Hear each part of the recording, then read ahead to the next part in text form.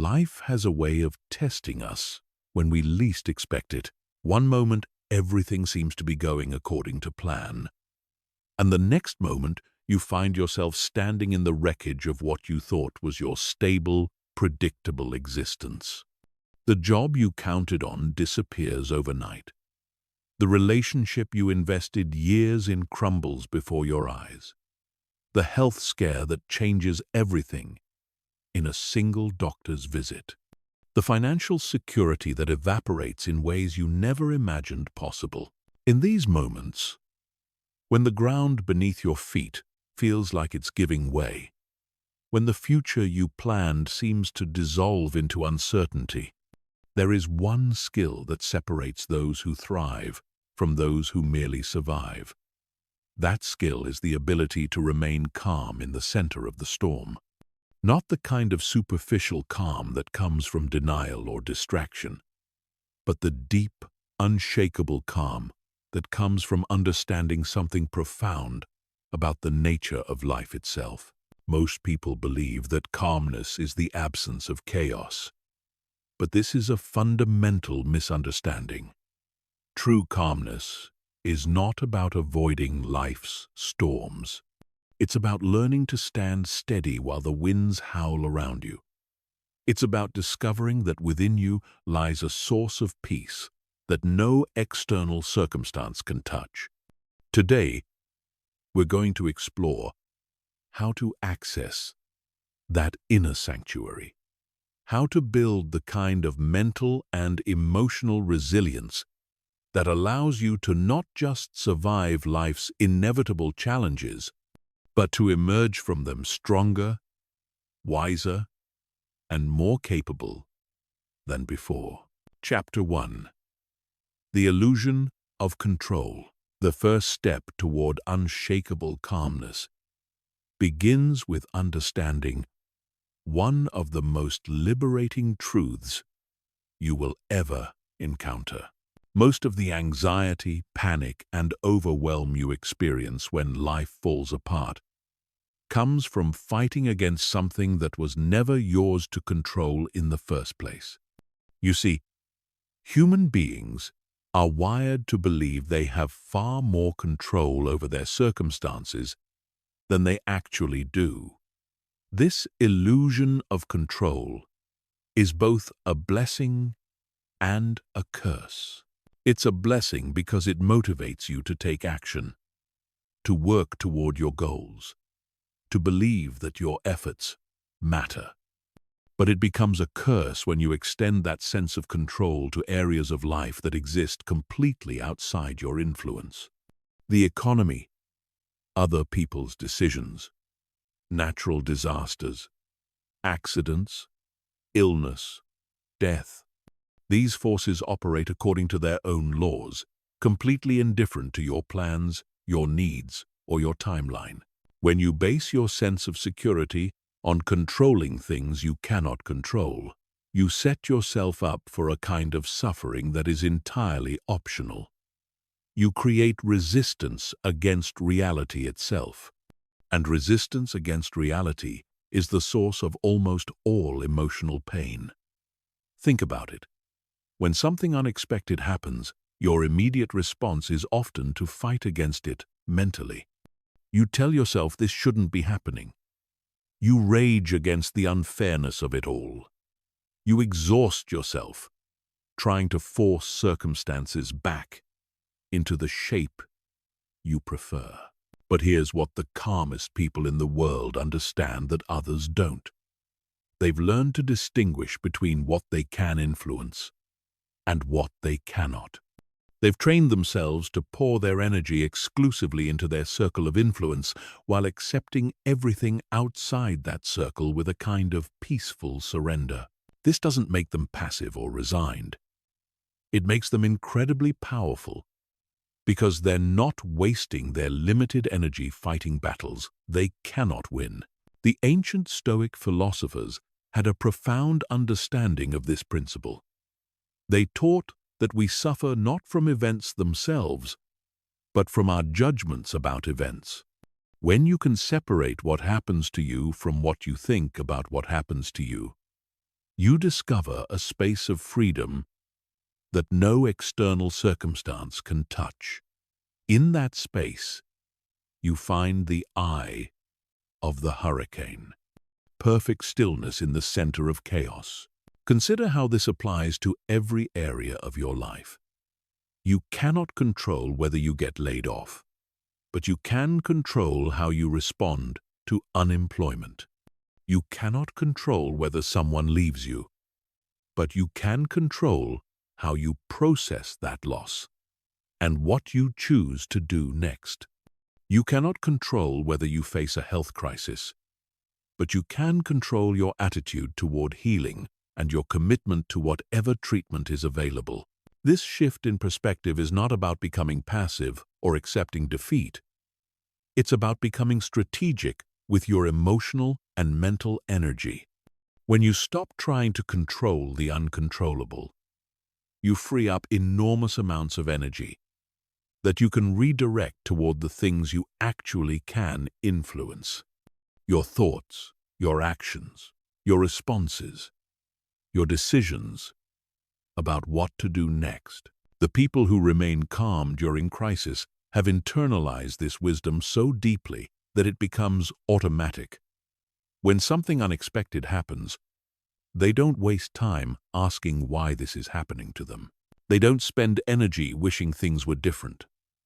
Instead, they immediately shift their attention to what they can do about it. This mental habit alone will transform your relationship with uncertainty and change. But understanding this intellectually is not enough. You must practice it. Start with small inconveniences. When you're stuck in traffic, instead of raging against the delay, practice accepting it completely while focusing on what you can control in that moment. Maybe you use the time to listen to something educational. Maybe you practice deep breathing.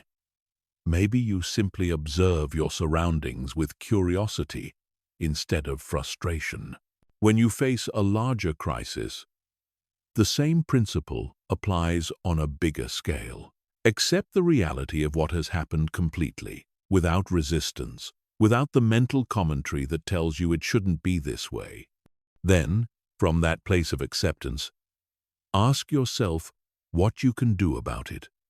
What actions are available to you right now? What resources do you have that you haven't considered? What opportunities might be hidden within this apparent disaster? This is the foundation of unshakable calm. Not the absence of problems, but the presence of wisdom about where to direct your attention when problems arise. Chapter 2. The temporary nature of all things. One of the most powerful tools for maintaining calmness during difficult times is developing a deep understanding of impermanence. Everything in life is temporary. Your current crisis, no matter how overwhelming it feels right now, is temporary. Your pain, your confusion, your sense of being lost or broken, all of it is temporary. But here's the paradox that most people miss. While your problems are temporary, the strength you build by facing them becomes permanent. Most people resist change because they confuse temporary circumstances with permanent identity. When you lose your job, you might think, "I am unemployed," as if unemployment is a permanent state of being rather than a temporary situation. When a relationship ends, you might think, "I am alone," as if being alone is your fixed destiny rather than your current circumstance. When you face financial difficulty, you might think, "I am poor," as if your current financial situation defines your worth or your future possibilities. This mental trap keeps you stuck because you begin to build your identity around temporary circumstances. You start to believe that what you're experiencing now is what you will always experience. But this is never true. Life is in constant motion. Nothing stays the same forever. The question is whether you will resist this natural flow or learn to move with it. The calmest people in the world have learned to hold their circumstances lightly. They understand that everything they are experiencing right now, both the good and the bad, is part of a larger pattern that is constantly shifting and changing. This doesn't make them detached or uncaring. It makes them resilient because they don't mistake temporary experiences for permanent realities. Think about your own life for a moment. How many times have you faced something that felt overwhelming at the time, only to look back later and realize it was actually a turning point that led to something better? How many times have you worried about something that never actually happened, or happened but turned out to be less significant than you imagined? How many times have you discovered that what initially seemed like a disaster actually opened doors you didn't even know existed? This is not about pretending that your current pain doesn't matter or that you should just wait passively for things to get better. It's about maintaining perspective while you take action. It's about remembering that your current situation is one chapter in a much larger story, not the entire book. When you can see your current crisis as temporary, you can make decisions from a place of wisdom rather than panic. Panic makes terrible decisions because panic assumes that what's happening right now will continue forever. Panic doesn't consider other possibilities. Panic doesn't look for creative solutions. Panic just reacts to what appears to be true right now without considering the bigger picture. But when you remember that everything is temporary, you can think strategically about how to navigate your current situation in a way that sets you up for long-term success. This understanding also helps you appreciate the good times more fully when they come. If you truly understand that everything is temporary, you don't take positive experiences for granted. You savor them without clinging to them. You enjoy them fully while they're here, without demanding that they last forever. This creates a kind of lightness and gratitude that actually attracts more positive experiences into your life.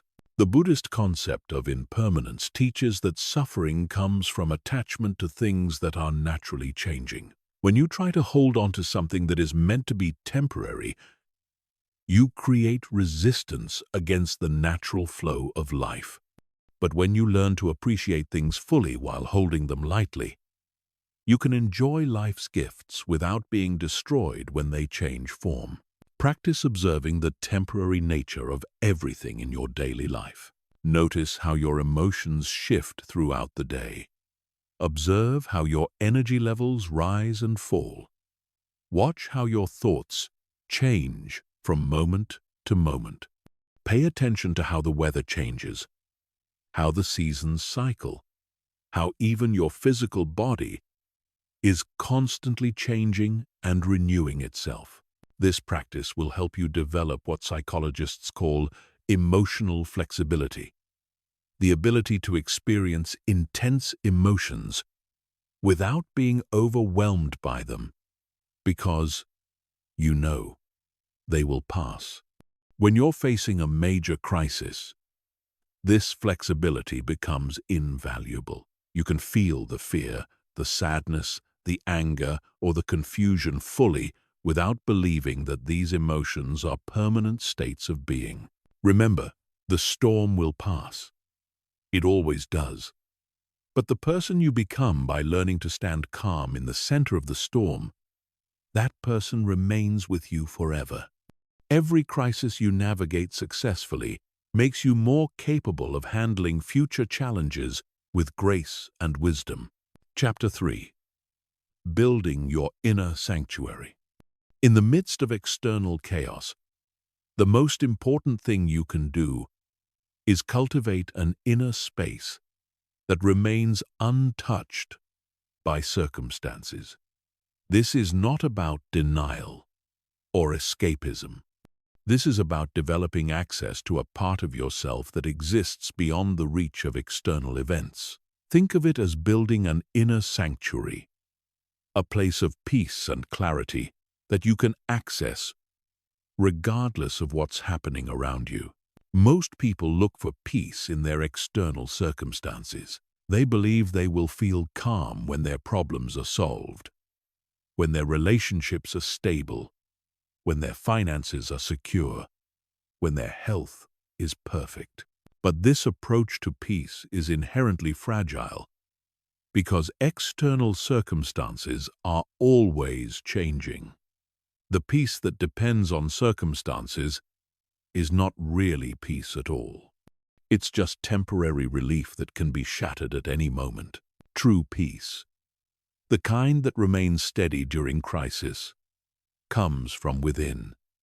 It comes from developing a relationship with the part of yourself that observes your thoughts and emotions without being controlled by them. This is sometimes called the witness self or the observer self. It's the part of you that can watch your own mind without being swept away by its stories and reactions. Building this inner sanctuary requires practice, but it's simpler than most people imagine. It begins with learning to step back from your immediate reactions and observe them with curiosity rather than judgment. When something stressful happens, instead of being completely consumed by your emotional response, you can learn to take a mental step back and notice what you're experiencing. You might notice that your heart is racing, that your breathing is shallow, that your mind is spinning with worst-case scenarios. Instead of fighting these responses or judging yourself for having them, you simply observe them the way you might observe clouds moving across the sky. They're there. They're real, but they don't define the sky itself. Your thoughts and emotions are real, but they don't define the essential you. This practice creates space between you and your reactions. In that space, you discover freedom.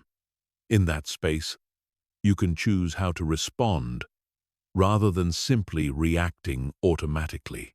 In that space, you find calmness, even in the midst of intense circumstances, because you're not completely identified with your temporary emotional states. The development of this inner sanctuary is closely related to what many spiritual traditions call presence or mindfulness. It's the ability to be fully here, in this moment, aware of what you're experiencing without being overwhelmed by it. When you're truly present, you're not lost in anxious thoughts about the future or regretful thoughts about the past. You're anchored in the now, where you actually have power to take action. This might sound abstract, but it has very practical applications when you're dealing with crisis. When your mind is spinning with worry about everything that could go wrong, presence brings you back to what's actually happening right now and what you can do about it right now. When you're overwhelmed by the magnitude of your problems, presence helps you focus on the next single step rather than trying to solve everything at once. Building your inner sanctuary also involves developing what could be called emotional independence. This doesn't mean becoming cold or detached from others. It means not making your inner peace completely dependent on other people's approval, behavior, or decisions. When your sense of calm depends entirely on how others treat you or what they think of you, you've given away your power to circumstances you cannot control. Emotional independence means you can remain centered even when others are upset, angry, or disappointed in you. It means you can make decisions based on your own values and wisdom rather than being swayed by every opinion or criticism. It means you can offer love and support to others without losing yourself in their problems or making their problems your identity. This inner sanctuary becomes your refuge during storms. when everything around you is chaotic, when people are panicking, when the future is uncertain, you have a place within yourself where you can find stillness and clarity. From that place, you can think clearly, make wise decisions, and take effective action. You become a source of calm for others as well, because your peace is not dependent on external circumstances. The practice of building this sanctuary is ongoing. Every time you choose awareness over reaction, every time you choose presence over anxiety, every time you choose inner wisdom over external pressure, you strengthen this inner refuge. It's like building a muscle. The more you use it, the stronger it becomes. Start with small moments throughout your day. Take conscious breaths. Notice when you're fully present versus when your mind is scattered. Practice observing your thoughts without believing all of them. Create small rituals that help you reconnect with your inner calm. Maybe it's a few minutes of silence in the morning. Maybe it's a walk in nature. Maybe it's simply pausing before you react to challenging situations. Remember, this inner sanctuary is always available to you. It's not something you have to create from scratch. It's something you have to remember and access. Beneath all the noise of your thoughts, beneath all the intensity of your emotions, beneath all the chaos of your circumstances, there is a part of you that is inherently peaceful, inherently wise, inherently calm. Your job is not to create this calm. Your job is to remove the obstacles that prevent you from experiencing it. Chapter 4. The Power of Radical Acceptance. Perhaps the most misunderstood concept in dealing with crisis is acceptance. Most people believe that accepting a difficult situation means giving up, becoming passive, or approving of circumstances they don't like. But this is not what acceptance means at all. Radical acceptance is actually one of the most powerful tools available to you when life falls apart, because it frees up the enormous amount of energy you've been using to resist reality. Think about what happens in your mind when something goes wrong.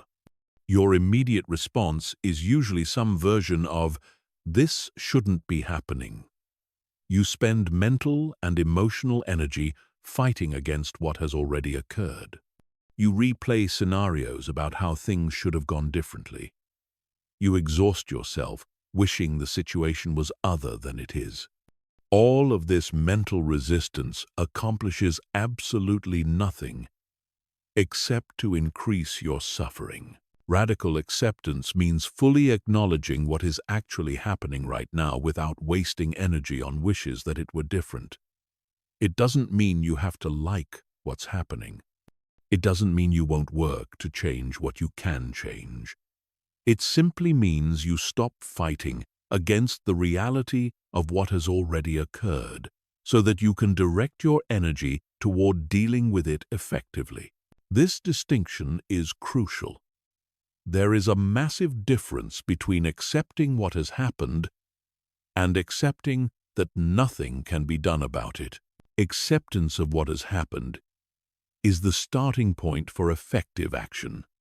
Resistance to what has happened is the starting point for ineffective reaction. When you're busy fighting against reality, you're not available to respond to reality wisely. Consider the difference between these two internal responses to losing a job. The resistant response sounds like this: "This is so unfair. They had no right to let me go. This shouldn't be happening to me right now. I can't handle this. My life is ruined. This is a disaster." The accepting response sounds like this: "I have lost my job. This is what has happened. It's not what I wanted, but it is the current reality. Given that this is now the situation, what are my options? What can I do about it? Can you feel the difference in energy between these two responses? The first one keeps you trapped in a cycle of resistance and victimization. The second one frees you to take productive action. The first one focuses on what you cannot change. The second one focuses on what you can influence from this point forward. Radical acceptance also applies to accepting your own emotional responses to crisis. When something traumatic or difficult happens, you will have emotional reactions. You might feel scared, angry, sad, confused, or overwhelmed. Instead of judging these emotions as signs of weakness or trying to suppress them, radical acceptance means acknowledging them as natural responses to difficult circumstances. When you accept your emotions without judgment, something interesting happens. They move through you more quickly and cleanly. Emotions that are fully felt and accepted tend to resolve naturally. Emotions that are resisted, judged, or suppressed tend to get stuck and create ongoing psychological tension. By accepting your emotional responses as normal and temporary, you allow them to serve their natural function and then move on. This doesn't mean wallowing in negative emotions or using them as excuses for poor behavior.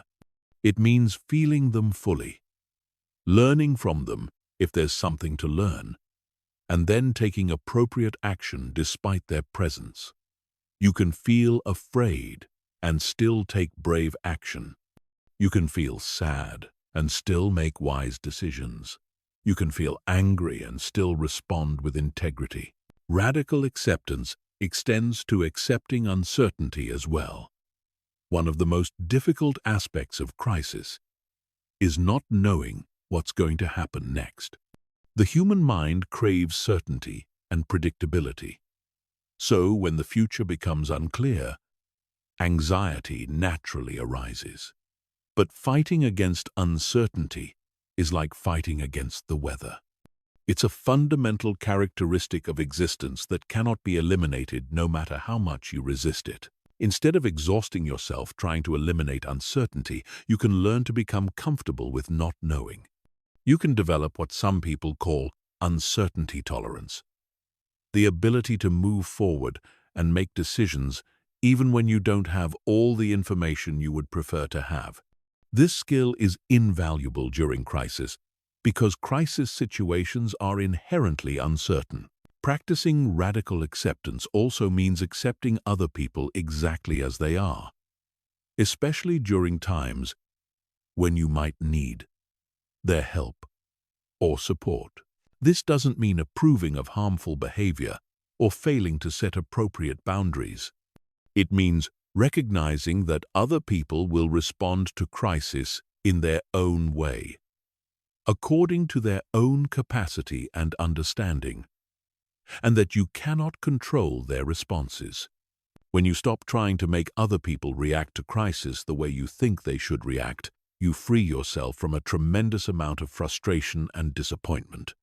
You can ask for what you need, communicate clearly about your situation, and make decisions based on what people are actually able and willing to offer, rather than what you wish they would offer.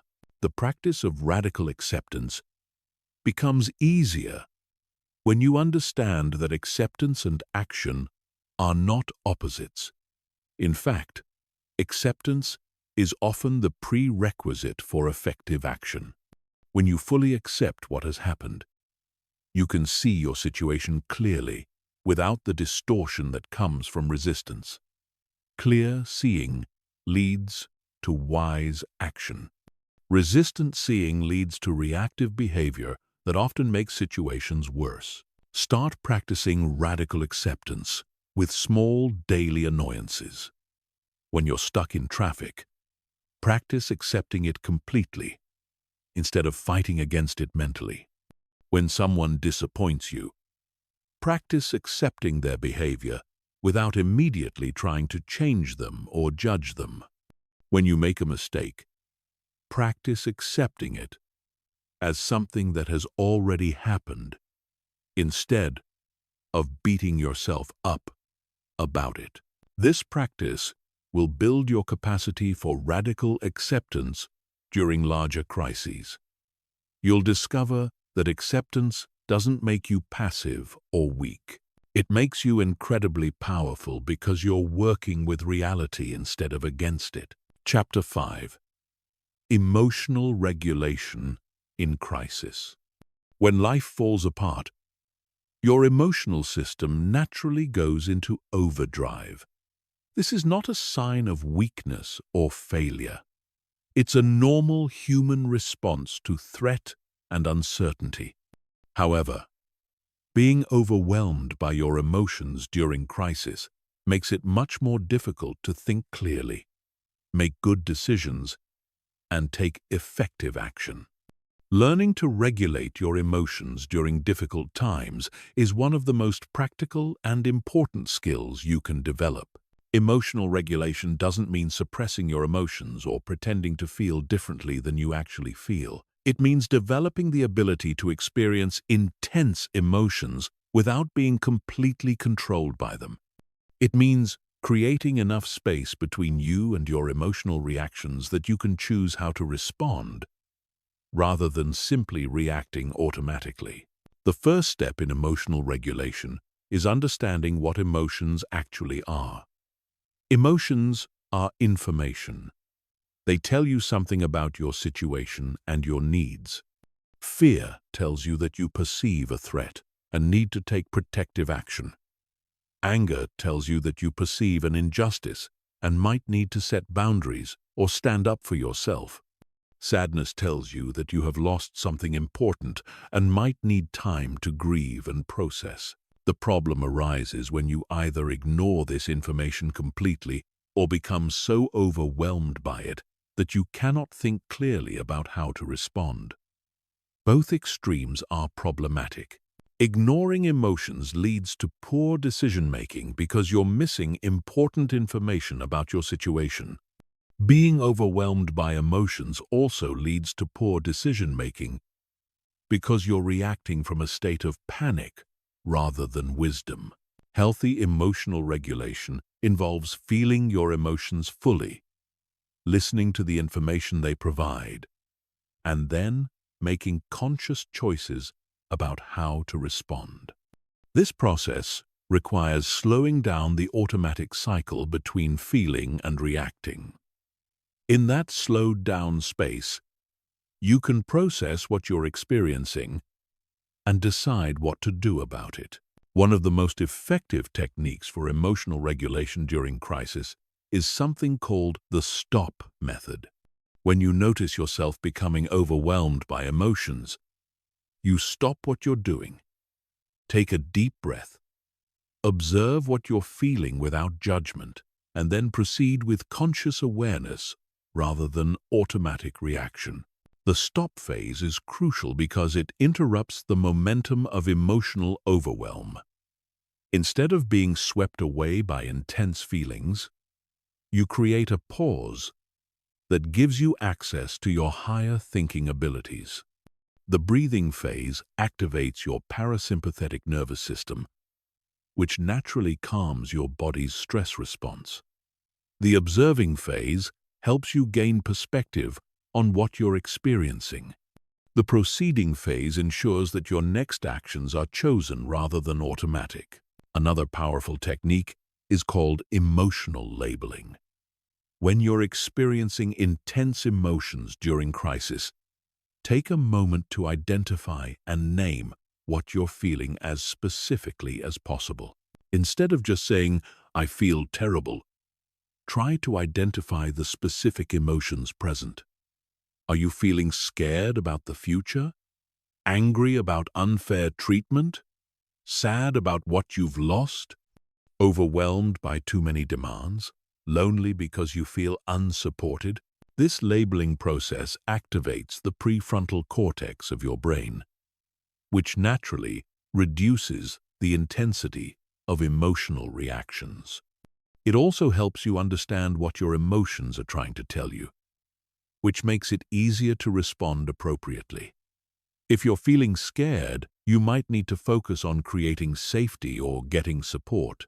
If you're feeling angry, you might need to address an injustice or set clearer boundaries. Physical techniques for emotional regulation are also extremely important during crisis. Your body and mind are intimately connected, so caring for your physical state directly affects your emotional state. Deep, slow breathing is one of the fastest ways to calm your nervous system when you're feeling overwhelmed. Progressive muscle relaxation can help release physical tension that accumulates during stress.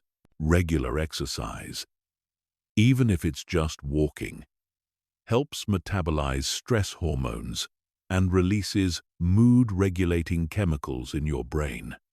Adequate sleep becomes even more important during crisis because sleep deprivation dramatically reduces your ability to regulate emotions effectively. Proper nutrition supports stable blood sugar levels, which affects your mood and emotional stability throughout the day. It's also important to understand the difference between primary emotions and secondary emotions during crisis. Primary emotions are your immediate, natural responses to situations. Secondary emotions are your reactions to your primary emotions. For example, you might feel afraid about losing your job, which is a primary emotion. Then you might feel ashamed about feeling afraid, which is a secondary emotion.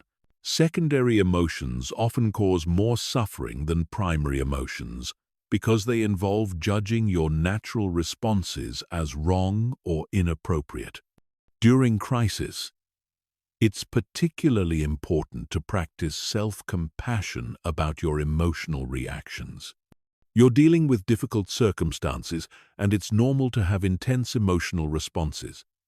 Judging yourself for having these responses only adds unnecessary suffering to an already challenging situation. Creating a crisis emotional regulation plan before you need it can be incredibly helpful. Identify the techniques that work best for you when you're feeling overwhelmed.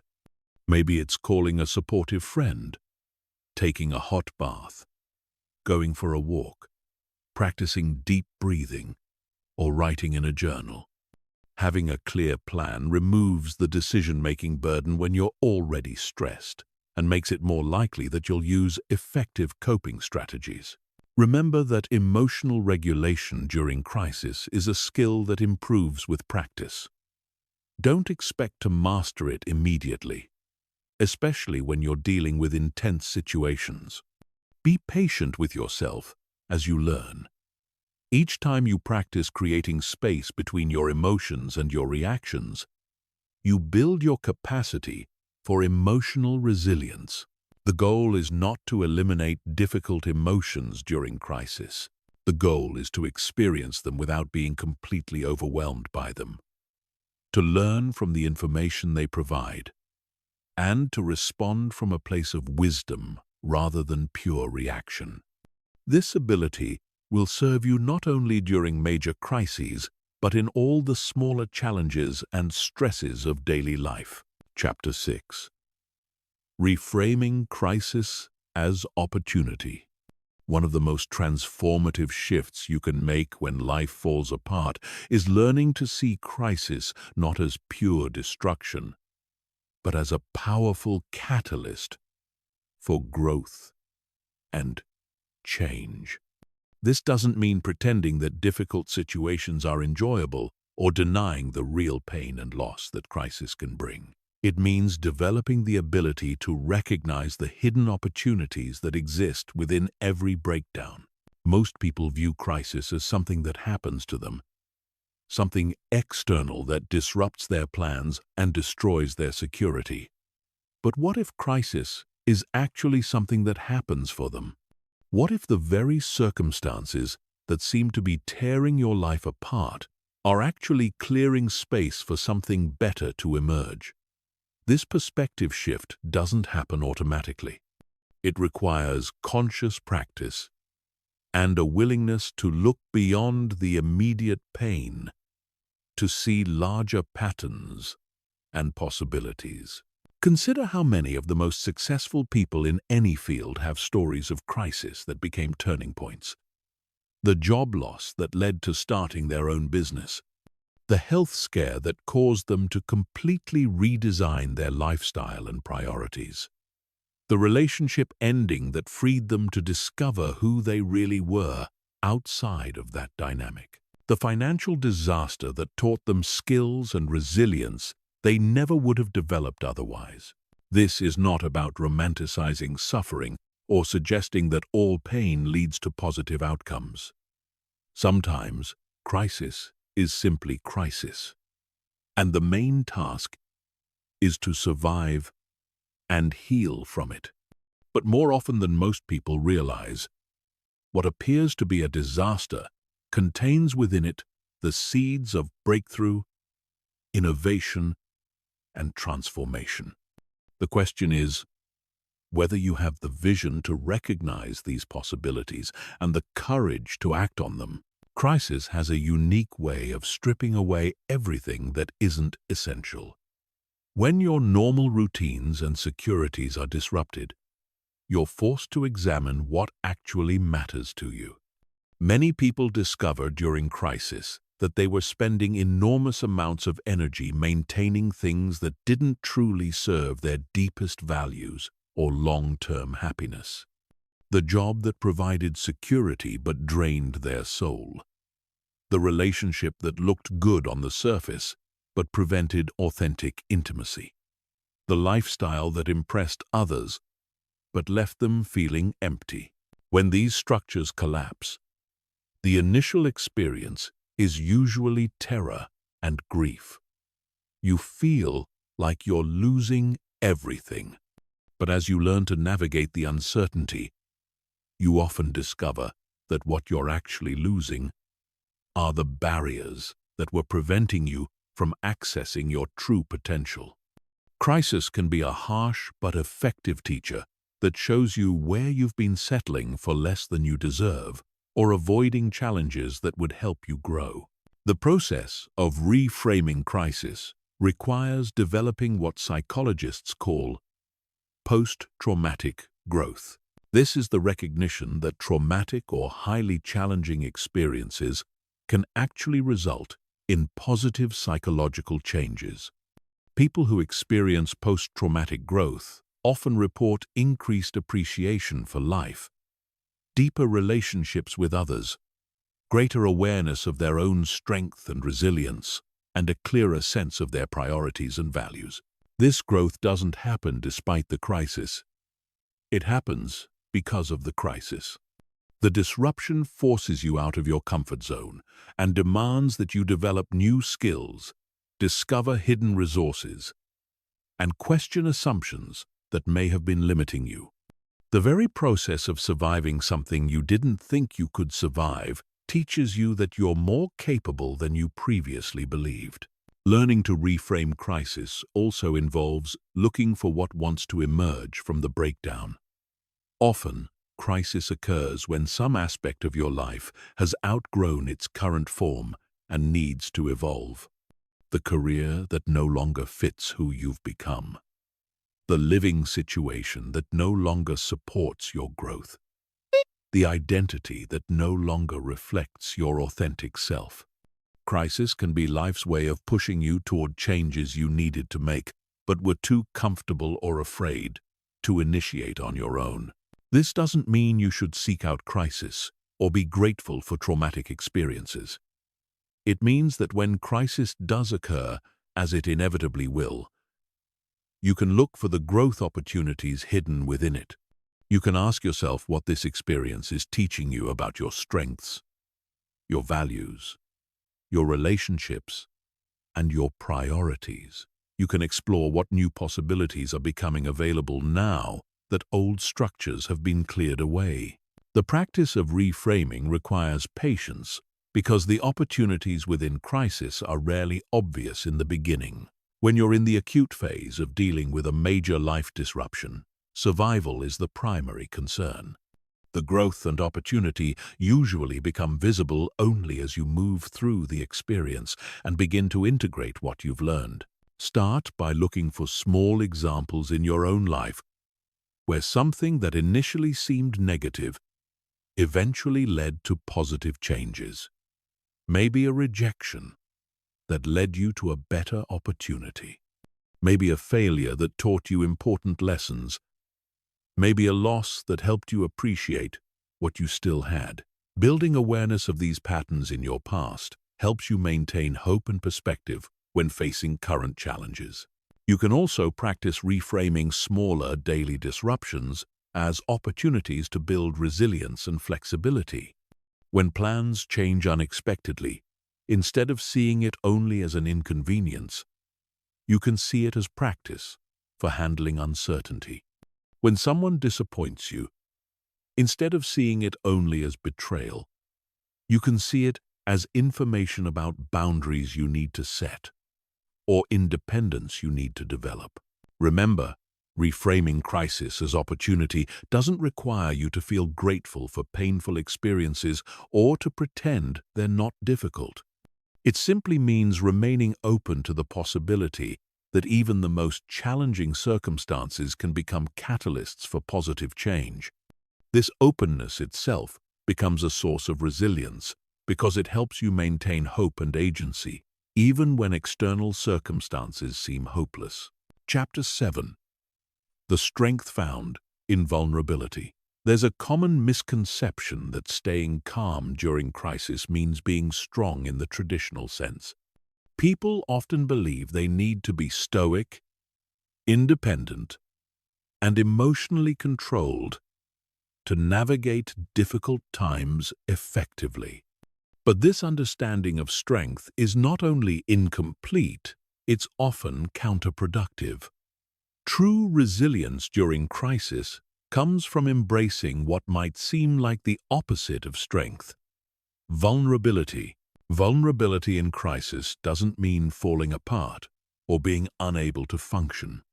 It means being honest about what you're experiencing, admitting when you need help, and allowing yourself to feel the full range of human emotions that arise during difficult times.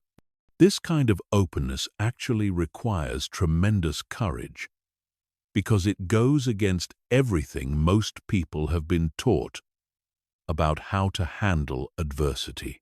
Most people learn early in life that showing weakness or need is dangerous. They develop protective strategies designed to make them appear strong and self-sufficient, even when they're struggling. But these strategies, while sometimes necessary for survival, often prevent access to the very resources that could help them navigate crisis more effectively. When you pretend to have everything under control, you cut yourself off from support. When you refuse to admit that you're struggling, you prevent others from offering help. When you hide your fears and uncertainties, you miss opportunities to connect with people who might have faced similar challenges and learned valuable lessons you could benefit from. True strength during crisis includes the ability to say, "I don't know what I'm doing. I'm scared about what happens next," or "I need help figuring this out." These statements don't make you weak. They make you human. And recognizing your humanity during times of crisis is often the first step toward finding resources and solutions you couldn't access while trying to maintain a facade of invulnerability. Vulnerability also allows you to process the emotional impact of crisis more completely. When you're focused on appearing strong, you often suppress or minimize your emotional responses to traumatic or difficult experiences. But emotions that aren't fully processed don't disappear. They get stored in your body and psyche, where they can create ongoing tension, anxiety, and physical health problems. Allowing yourself to feel vulnerable during crisis create space for natural healing processes to occur. Tears help release stress hormones and provide emotional relief.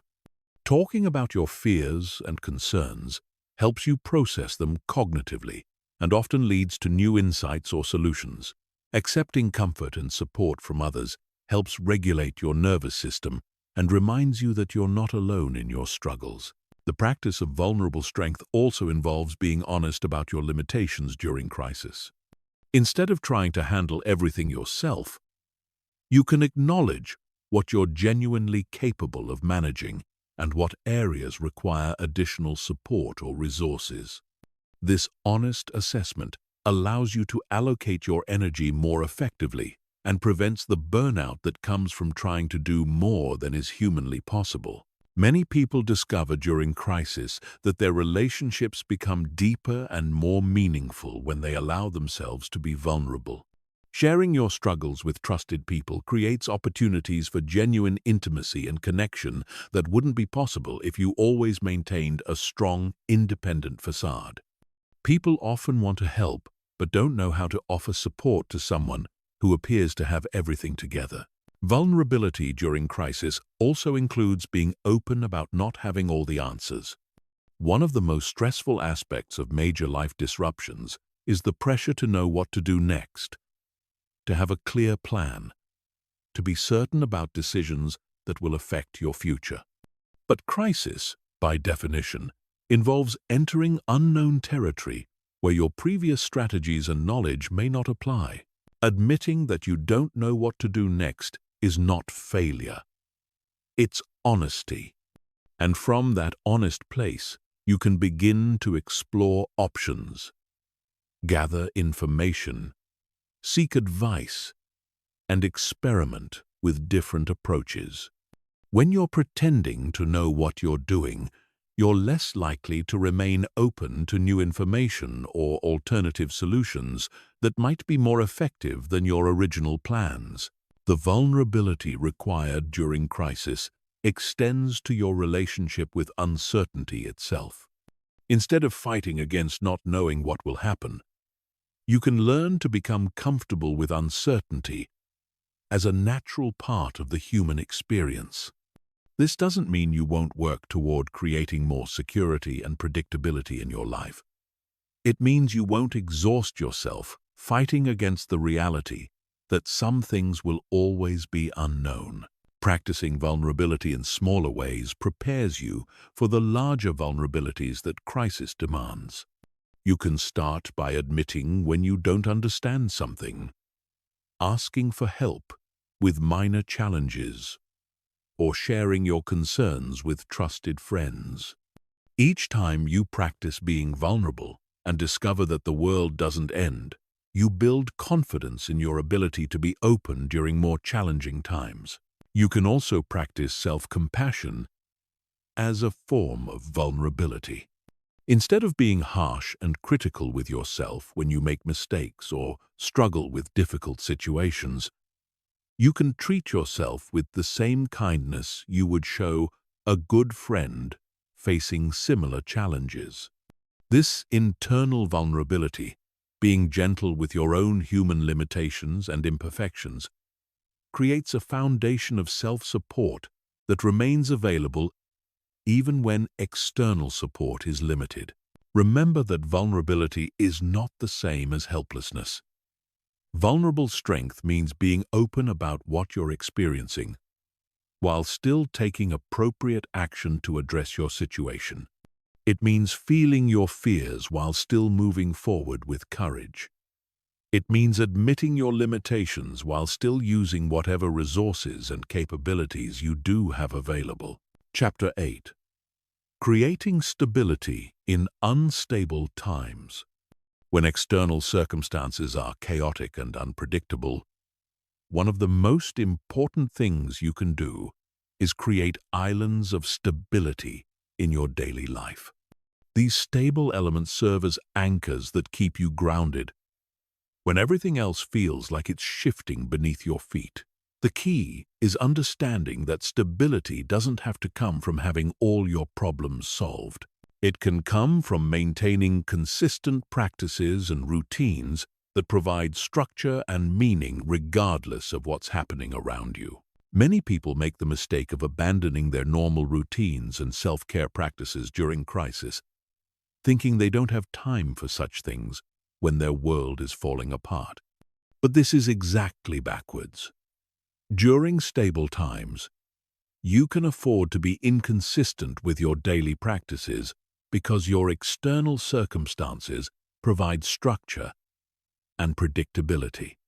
During unstable times, your internal practices become even more crucial because they may be the only source of consistency available to you. Think of these stable practices as your personal life preservers during storms. A morning routine that includes activities that center and ground you. An evening routine that helps you process the day and prepare for rest.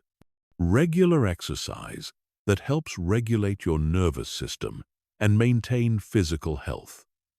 Consistent sleep and meal times that support your body's natural rhythms. Time for reflection, prayer, meditation, or whatever spiritual practice helps you maintain perspective. These practices don't have to be elaborate or time-consuming to be effective. Even 10 minutes of morning meditation, a brief walk at lunch, or 15 minutes of journaling before bed can provide significant stability during chaotic times. The key is consistency, not perfection. It's better to do something small every day than to do something elaborate occasionally. Creating stability also means establishing clear boundaries between what you can control and what you cannot control in your daily life. During crisis, it's easy to become consumed by monitoring news, social media, or other sources of information about your situation. While staying informed is important, constantly absorbing information about things you cannot directly influence often increases anxiety without providing any practical benefit. Set specific times for checking updates about your situation and limit your exposure to sources that increase your stress without providing actionable information. Create media-free zones in your day where you focus on activities that are within your direct control. This might mean no news or social media for the first hour after waking up, or avoiding anxiety-inducing content before bedtime. Physical spaces can also provide stability during unstable times. Even if your living situation has changed or your financial circumstances have shifted, you can create small areas of order and beauty that provide comfort and peace. This might be as simple as keeping your bedroom neat and adding a few items that bring you joy, or creating a small corner where you can sit quietly and reflect. Your physical environment affects your mental state more than most people realize. When external chaos is high, having at least one space that feels calm and ordered can provide psychological relief. It doesn't have to be perfect or expensive. It just needs to feel like a refuge from the storm. Building stability during unstable times also involves maintaining connections with people who provide consistent support and understanding. Crisis can be isolating, especially if your situation is unusual or difficult for others to understand. But even during the most challenging times, there are usually people who care about your well-being and want to offer support. Make consistent effort to stay connected with these supportive relationships, even if it's just brief check-ins or simple messages letting people know how you're doing. These connections remind you that you're not alone and provide sources of encouragement when your own inner resources feel depleted. Financial stability becomes particularly important during crisis. And this is an area where small, consistent actions can make a significant difference over time. Even if your income has been reduced or eliminated, maintaining whatever financial practices you can helps provide a sense of agency and forward movement. This might mean tracking your expenses carefully, looking for small ways to reduce costs, or setting aside even tiny amounts of money when possible. The psychological benefit of maintaining some financial discipline during crisis extends beyond the practical advantages. It provides a sense that you're taking care of your future self, that you haven't given up on recovery and growth. These small acts of financial responsibility can help maintain hope and self-respect during times when both may be in short supply. Creating intellectual and creative stability is also important during unstable times. Continue reading, learning, or engaging in creative activities that feed your mind and spirit. These activities provide continuity with who you are beyond your current circumstances. They remind you that you're still growing and developing as a person, even while dealing with major challenges. Set small, achievable goals that are within your control and celebrate when you accomplish them. Maybe it's reading one chapter of a book each day, writing a page in a journal, or learning something new online. These accomplishments provide evidence that you're still capable of growth and achievement even during difficult times. Remember that creating stability doesn't mean eliminating all uncertainty or solving all your problems immediately. It means building a foundation of consistent practices and reliable resources that support you while you navigate uncertainty and work toward solutions. This foundation becomes the platform from which you can take effective action and make wise decisions about your future. The stability you create during crisis also prepares you for the opportunities and challenges that will emerge as your situation improves. The habits and practices you maintain during difficult times become strengths you can build upon when circumstances become more favorable. Chapter 9. The practice of present moment awareness. One of the greatest sources of suffering during crisis is the mind's tendency to either ruminate about past events or catastrophize about future possibilities. Your thoughts ping-pong between regret, blame, and analysis of how things went wrong, and anxiety, fear, and worry about all the terrible things that might happen next. Meanwhile, the present moment, which is the only place where you actually have any power to take action, gets lost in the mental noise. Developing present moment awareness during crisis is not about positive thinking or pretending that your problems don't exist. It's about training your attention to focus on what's actually happening right now, rather than getting lost in mental stories about the past or future. This focused attention is where you find both peace and power. Because the present moment is where life actually occurs and where effective action becomes possible. Most of the anxiety you experience during crisis comes from thinking about future scenarios that haven't happened yet and may never happen. Your mind creates detailed stories about how bad things might get, how much worse your situation could become, and all the additional problems that might arise. While some planning and preparation for future challenges is useful, most worry is simply mental torture that accomplishes nothing except increasing your stress. Similarly, much of the depression and anger that accompanies crisis comes from mentally replaying past events, analyzing what went wrong, blaming yourself or others for decisions and actions that can no longer be changed. While some reflection and learning from past experience is valuable, most rumination is simply mental punishment that keeps you trapped in events that are already over. Present moment awareness offers an escape from both of these mental traps. When you bring your attention fully to what's happening right now, you discover that the present moment is usually much more manageable than the stories your mind tells about the past or future. Right now, in this moment, you are breathing. You are aware. You exist.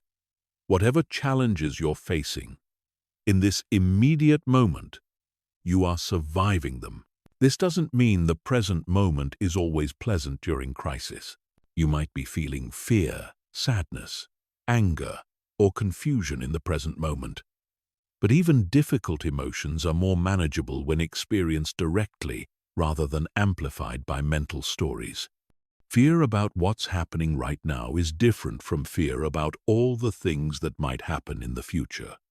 Sadness about what you're actually experiencing right now is different from sadness about all the implications and consequences your mind has invented. The practice of present moment awareness begins with anchoring your attention in physical sensations. Your body is always in the present moment. So focusing on physical experience naturally brings your awareness into the now. This might mean paying attention to your breathing, noticing the sensation of your feet on the ground, or feeling the texture of an object in your hands. When you notice that your mind has wandered into worry about the future or regret about the past, gently bring your attention back to physical sensation. This isn't about fighting your thoughts or judging yourself for having them. It's simply about redirecting your attention to where you actually have influence and agency. Present moment awareness also involves accepting what you're experiencing right now without immediately jumping into problem-solving mode. This might seem counterintuitive during crisis, when taking action feels urgent and necessary. But the quality of your actions improves dramatically when they arise from present moment awareness rather than anxious reactivity. When you're truly present, you can perceive your situation more accurately. You're not seeing it through the lens of past disappointments or future fears. You're seeing what's actually happening right now, which gives you better information for making decisions.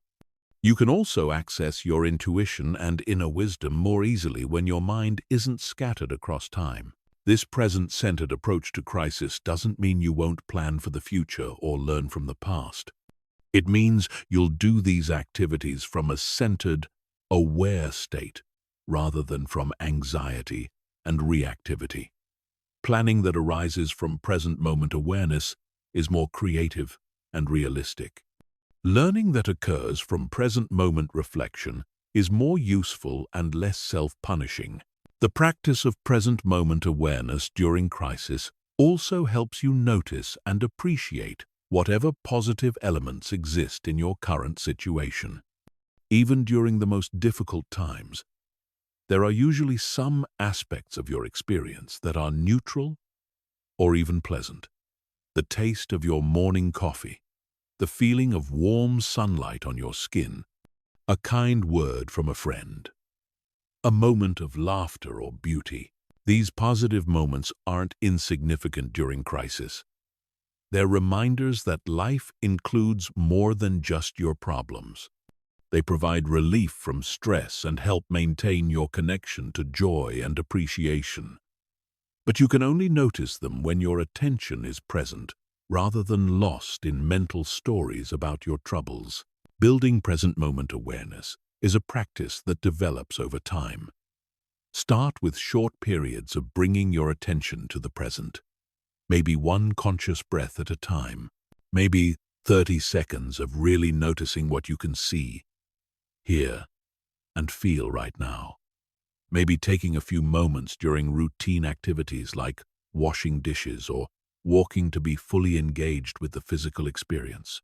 As your capacity for present moment awareness grows, you'll discover that it becomes a reliable refuge during emotional storms.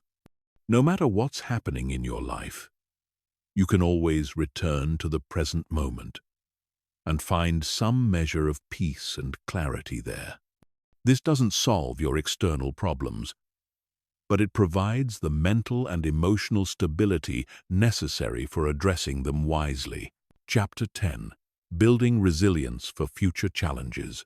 Every crisis you navigate successfully teaches you something valuable about your own capacity for resilience. But this learning doesn't happen automatically. It requires conscious reflection on what you've discovered about yourself during difficult times and intentional cultivation of the strengths and skills that helped you survive and eventually thrive. Building resilience is not about becoming invulnerable to future challenges. It's about developing confidence in your ability to handle whatever life might bring. Resilience is often misunderstood as the ability to bounce back quickly from adversity, returning to exactly the same state you were in before the challenge occurred. But true resilience is more accurately described as the ability to adapt and grow through difficulties, emerging from challenges with new wisdom, skills, and strength that you didn't possess before. The process of building resilience begins with honestly acknowledging what has helped you get through past difficulties. Many people focus so intently on their struggles and failures that they overlook their successes and strengths. Take time to reflect on previous challenges you've faced and survived. What internal resources did you draw upon? What external supports were most helpful? What strategies proved most effective? This reflection isn't about congratulating yourself or minimizing the difficulty of what you've been through. It's about recognizing that you already have more resilience than you might realize. You've already survived every difficult day you've experienced so far. You've already demonstrated the ability to find ways forward when the path wasn't clear. This recognition itself becomes a source of strength for future challenges. Building resilience also involves identifying the specific skills and capacities that crisis has helped you develop. Maybe you've learned to ask for help more effectively. Maybe you've discovered inner strength you didn't know you possessed. Maybe you've developed better emotional regulation skills or improved your ability to tolerate uncertainty. Maybe you've learned to differentiate between what you can and cannot control. These are not just nice ideas or temporary coping mechanisms. They are actual skills that become permanent parts of your psychological toolkit. Each crisis you navigate successfully adds to this toolkit, making you more capable of handling future challenges with wisdom and effectiveness. The practice of building resilience includes developing what psychologists call stress inoculation. This means deliberately exposing yourself to manageable challenges that help you build confidence and skills in a by-sin skills, in the be, arm, the die, controlled way. Just as physical exercise stresses your muscles in order to make them stronger, psychological exercise involves taking on appropriate challenges that stretch your capabilities without overwhelming you. This might mean setting goals that require you to step outside your comfort zone, taking on projects that develop new skills, or placing yourself in situations that require emotional courage. The key is choosing challenges that are difficult enough to promote growth, but not so overwhelming that they create trauma or defeat. Building resilience also requires maintaining a long-term perspective on both challenges and recovery. Crisis is often followed by a period of rebuilding that can feel slow and frustrating. It's tempting to expect quick recovery or to judge your progress harshly if rebuilding takes longer than you expected. But resilience includes understanding that meaningful recovery and growth take time. Set realistic expectations for your healing and rebuilding process. Celebrate small improvements and incremental progress. Understand that setbacks and difficult days are normal parts of recovery, not signs that you're failing or moving backwards. Resilience includes the patience to allow natural healing processes to unfold at their own pace. Developing a growth mindset is crucial for building long-term resilience. This means viewing challenges as opportunities to learn and develop, rather than as threats to your security or indicators of your inadequacy. People with growth mindsets recover from difficulties more quickly and completely because they're focused on what they can learn and how they can improve, rather than on protecting their ego or avoiding future risks. This mindset shift doesn't happen overnight, especially if you've been conditioned to view problems as evidence of personal failure or inadequacy. But you can practice it consciously by asking different questions when faced with challenges. Instead of asking, "Why is this happening to me?" you can ask, "What can I learn from this?" Instead of asking, "How can I avoid ever feeling this way again?" you can ask, "How can I become stronger and wiser through this experience?" Building resilience for future challenges also involves creating and maintaining supportive relationships. No one navigates life's difficulties entirely alone. And people who recover well from crisis almost always have strong social support networks. This doesn't necessarily mean having many friends or being highly social. It means having at least a few relationships with people who truly care about your well-being and who you can rely on during difficult times. Invest in these relationships before you need them. Show up for others when they're facing challenges. Be the kind of friend you would want to have during your own difficult times. Build relationships based on mutual support, honesty, and genuine care, rather than just shared activities or convenience. Creating systems and practices that support your ongoing well-being is another crucial aspect of building resilience. This includes maintaining physical health through regular exercise, adequate sleep, and proper nutrition. It includes emotional health practices like therapy, meditation, journaling, or whatever helps you process experiences and maintain psychological balance. It also includes financial health practices like maintaining emergency funds when possible, living below your means, and developing multiple sources of income or security. While you cannot prevent all future crises, you can often reduce their impact by maintaining strong foundations in these key areas of life. Remember that building resilience is an ongoing process, not a destination you reach once and then maintain forever. Each new phase of life brings different challenges that require continued growth and adaptation.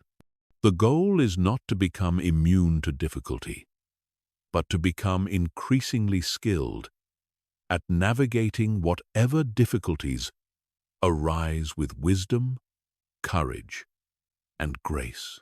Chapter 11. Finding Meaning in the Chaos.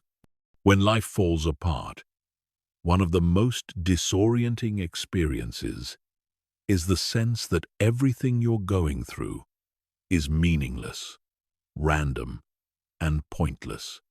The pain feels overwhelming, the losses feel senseless, and the entire experience seems like nothing more than cruel cosmic punishment or bad luck.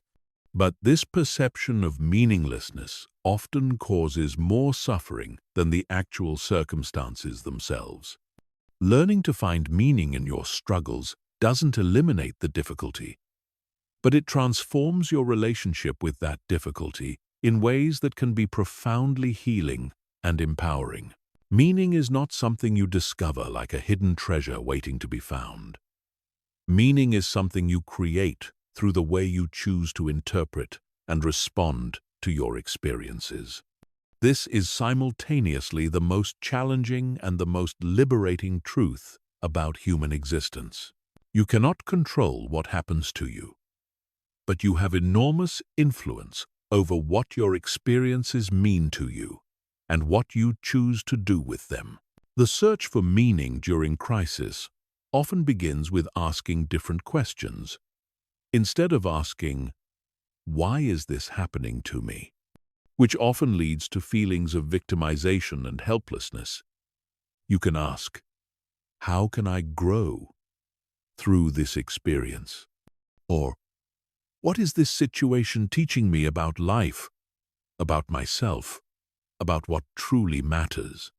Or, "How can I use this experience to become more capable of helping others who face similar challenges?" These questions shift your focus from being a passive victim of circumstances to being an active participant in creating meaning from those circumstances. This doesn't mean pretending to be grateful for traumatic experiences or convincing yourself that everything happens for a reason, in some predetermined cosmic plan. It means recognizing that you have the power to extract value, wisdom, and purpose from even the most difficult experiences. One of the most profound ways to create meaning during crisis is to see your suffering as part of a larger human experience that connects you to others rather than isolates you. Every human being will face loss, disappointment, heartbreak, failure, illness, and eventually death. Your specific circumstances may be unique, but the fundamental experience of struggling with difficulty is universal. This recognition can transform feelings of lonely victimization into feelings of shared humanity. When you understand that your pain is part of the human condition rather than evidence that you're uniquely cursed or inadequate, it becomes easier to approach your struggles with compassion rather than self-pity. Self-pity focuses on how unfair your situation is and how much better others have it. Compassion recognizes that struggle is part of life for everyone, and that your current pain, while real and significant, is also temporary and survivable, because countless others have survived similar experiences. This sense of connection to universal human experience often leads to one of the most meaningful responses to personal crisis: the desire to help others who are facing similar challenges. Many people discover that their own pain becomes more bearable when they use their experience to offer support, understanding, or practical assistance to others in similar situations. This doesn't mean you need to become a professional helper or dedicate your entire life to service.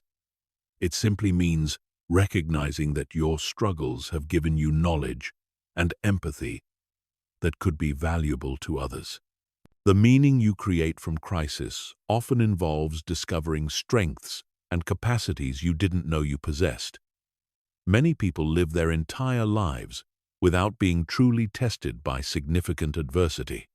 While no one wishes for crisis, there is something profoundly meaningful about discovering that you're capable of surviving and even thriving through experiences that once would have seemed impossible to endure. This discovery of inner strength is not about becoming proud or boastful about your resilience. It's about developing a quiet confidence in your ability to handle whatever life might bring. This confidence doesn't come from believing that bad things won't happen to you again.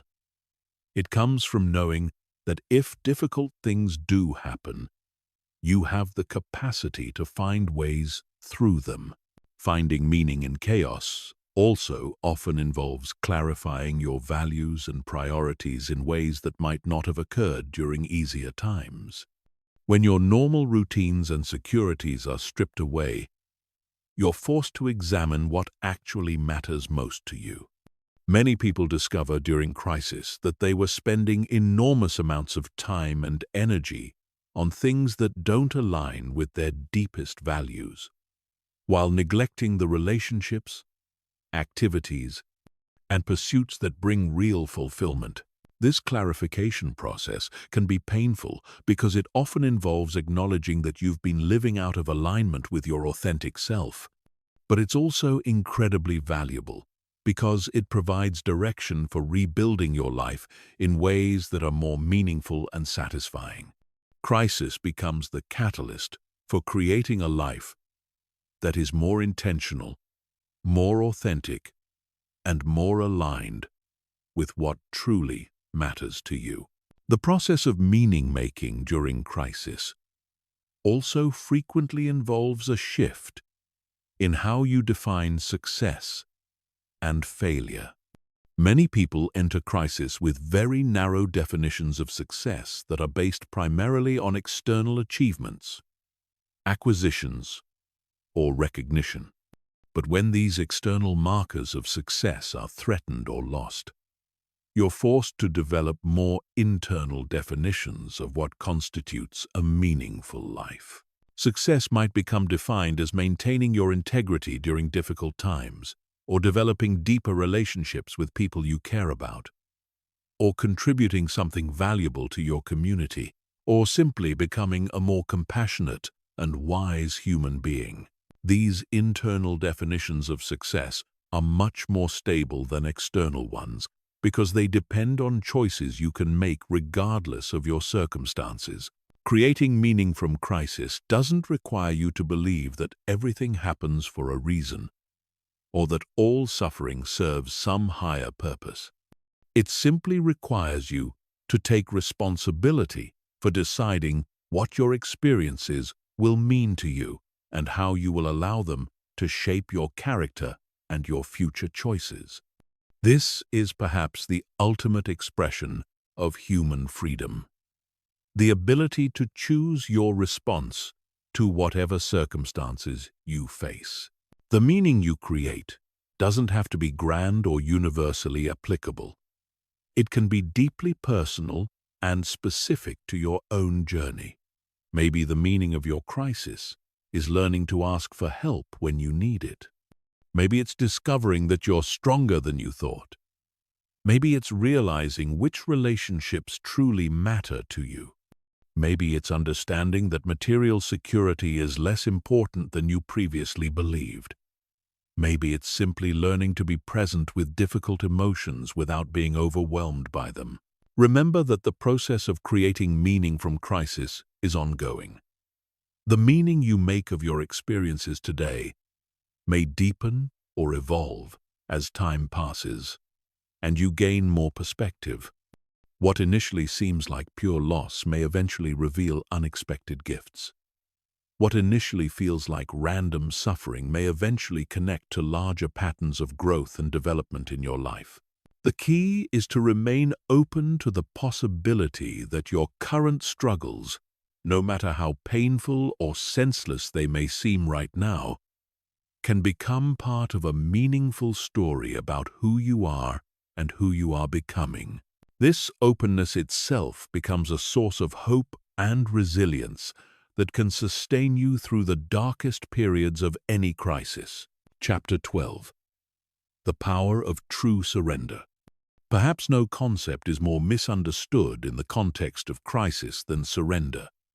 Most people equate surrendering with giving up, becoming passive, or admitting defeat. But true surrender is actually one of the most powerful responses available to you when life falls apart. It's not about becoming helpless or hopeless. It's about stopping the exhausting fight against reality so that you can respond to your situation with wisdom rather than resistance. The confusion about surrender comes from conflating two completely different concepts: surrendering to circumstances and surrendering your agency. Surrendering to circumstances means accepting what has already happened without wasting energy wishing it were different. Surrendering your agency means giving up your power to choose how you respond to what has happened. True surrender involves the first without the second. You accept what is while maintaining complete responsibility for what you do about it. This distinction is crucial because most of the suffering you experience during crisis comes not from the events themselves, but from your resistance to those events. When something unwanted happens, Your immediate response is usually some form of mental or emotional fighting. You tell yourself this shouldn't be happening. You rage against the unfairness of it. You exhaust yourself trying to undo what has already been done. All of this resistance accomplishes nothing except to amplify your pain. True surrender means laying down the weapons of resistance without laying down the tools of response. You stop fighting against what has already occurred so that you can focus your energy on what you can actually influence moving forward. This is not passive acceptance. This is strategic wisdom. You're not giving up your power. You're redirecting it toward areas where it can actually make a difference. The practice of surrender often begins with a simple but profound shift in language. Instead of saying, "This shouldn't be happening," you learn to say, "This is what's happening." Instead of saying, "I can't handle this," you learn to say, "I don't know how to handle this yet, but I'm willing to learn." Instead of saying, "This is a disaster," you learn to say, "This is a challenge that I'm going to meet one step at a time." These language shifts might seem superficial, but they reflect fundamental changes in your relationship with difficulty. When you stop arguing with reality, you become available to work with reality. When you stop demanding that your circumstances be different before you can respond effectively, you can begin responding effectively to your actual circumstances. Surrender also involves releasing your attachment to specific outcomes while maintaining your commitment to appropriate action. This is one of the most sophisticated aspects of surrender because it requires holding two seemingly contradictory positions simultaneously. You care deeply about the results of your efforts, so you work diligently toward your goals. But you also recognize that many factors affecting outcomes are outside your control, so you hold your desired results lightly. This balance between caring and detachment allows you to give your best effort to improving your situation without being emotionally devastated if things don't work out exactly as you hoped. You can pursue every reasonable avenue for solving your problems while simultaneously accepting that some problems may not have solutions on your preferred timeline or may require solutions you haven't yet imagined. The power of surrender becomes particularly evident when you're dealing with other people during crisis. You cannot control how others respond to your situation, whether they offer help or support, or what advice or judgment they provide.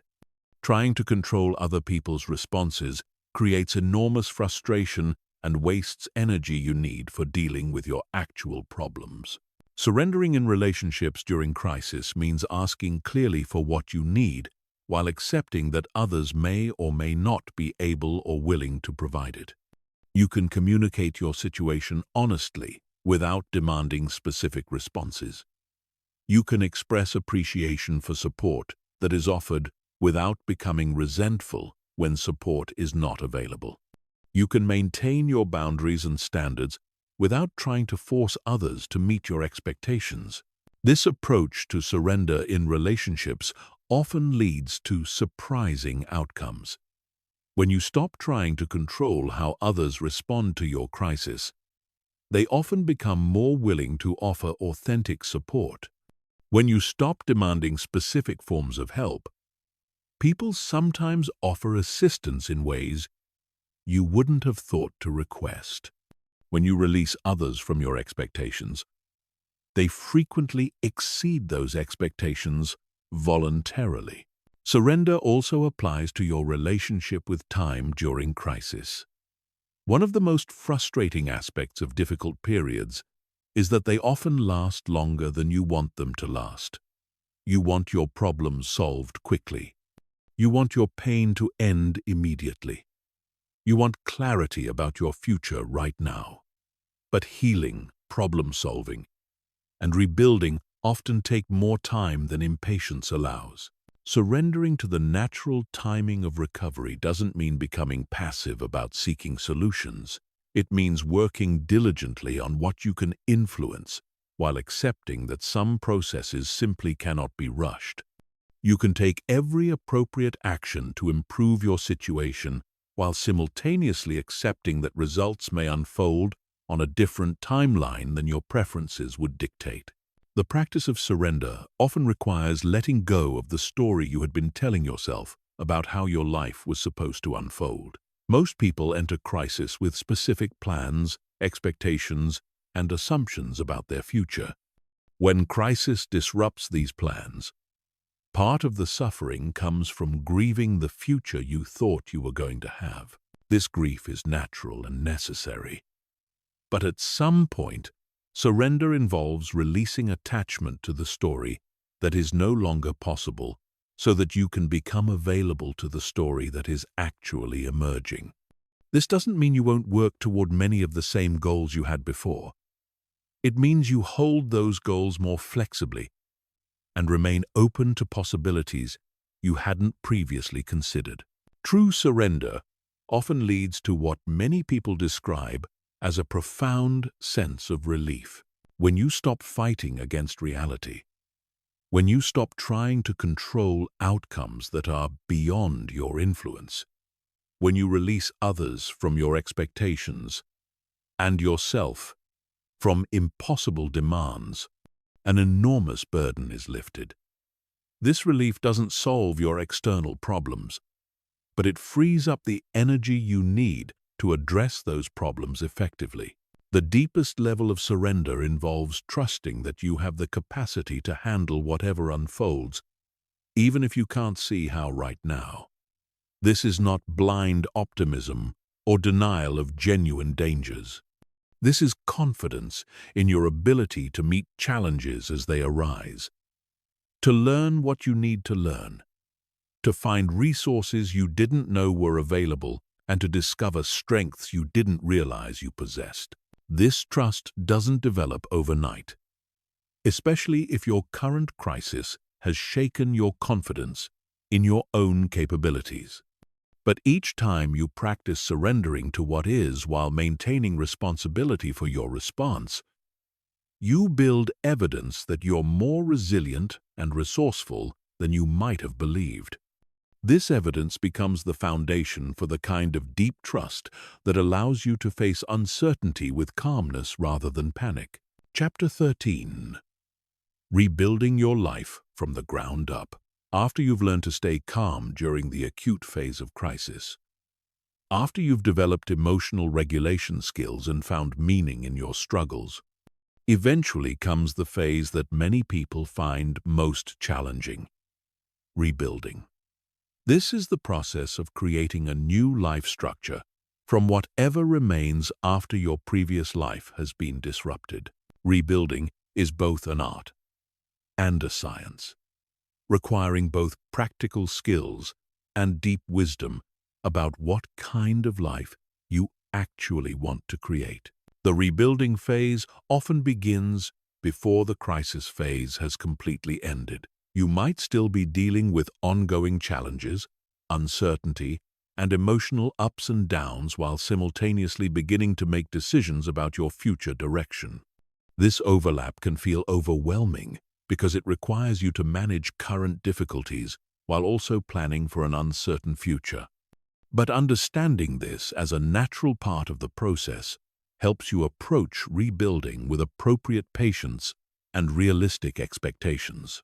One of the most important principles of rebuilding is starting with a strong foundation rather than trying to quickly recreate the external appearance of success or stability.